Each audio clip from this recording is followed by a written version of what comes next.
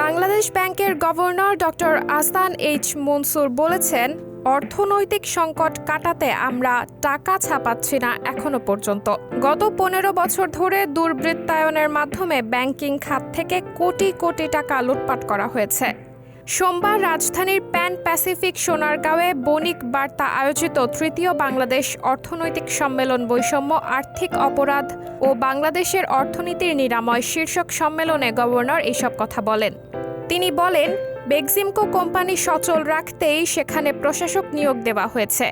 এর মানে এই নয় বেক্সিমকো বন্ধ হয়ে যাচ্ছে।